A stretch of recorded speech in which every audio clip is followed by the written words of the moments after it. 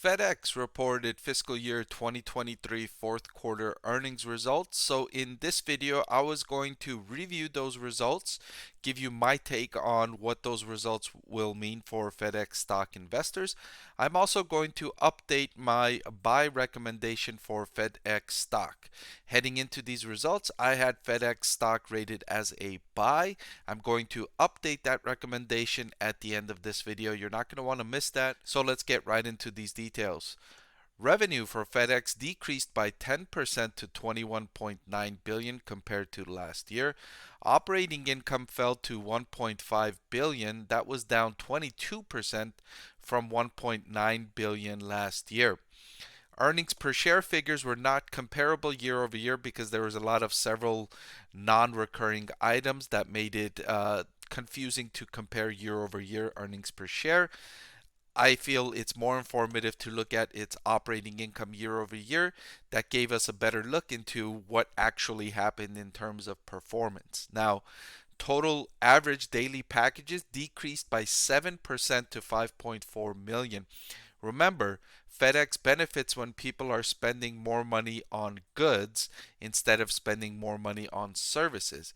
But what's been happening in the economy worldwide over the last, I would say, 12 to 18 months is people are significantly shifting their behavior from shopping and buying things online to now spending more on away from home experiences, things like travel, restaurants, bars, theme parks, concerts, sports entertainment, things like that, and that has not been good for FedEx, and FedEx in 2023 revenue decreased.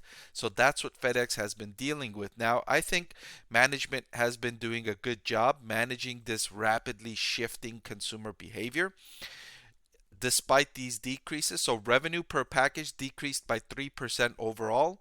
That was primarily due to a 10% decrease in the international segment. Domestically, revenue per package didn't go down all that much. FedEx has done a good job of increasing prices and managing yield really well.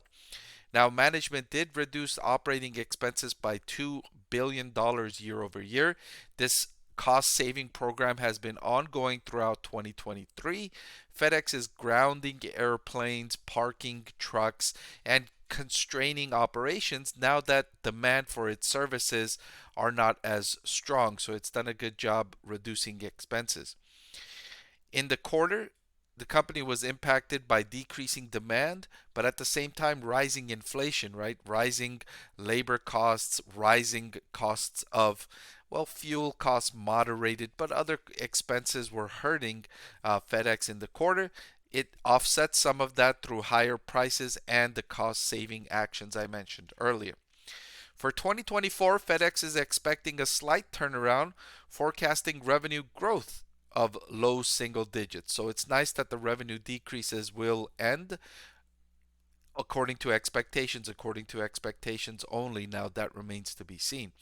And the company will continue in their cost savings program, adding an additional $1.8 billion on top of the already $2 billion that they've cut. So they've done a good job cutting costs, and now that revenue is expected to rebound, that could be a big boost to FedEx's earnings per share going forward. I would say look forward to better earnings per share towards the back half of its fiscal 2024. Now, as to my recommendation, I had FedEx stock rated as a buy. I will reiterate that recommendation. I still think the stock is a buy. It's not expensive, trading at a forward price to earnings ratio of less than 10. It's not one of my favorite stocks. It's not one of my top stocks to buy, but I do have it rated as a buy. The company does a good job over the long term, growing revenue and earnings per share. It's very hard to compete against FedEx. Pretty much the existing competitors, FedEx, UPS, DHL, USPS. That's going to be it, right? It's very cost intensive to launch a logistics business, very capital intensive. there isn't going to be very many new competitors in that field. The existing players are going to capture the market, generate decent profitability over the long term. It's not going to be incredible profitability, but it will be decent shareholder gains over the long term, in my opinion.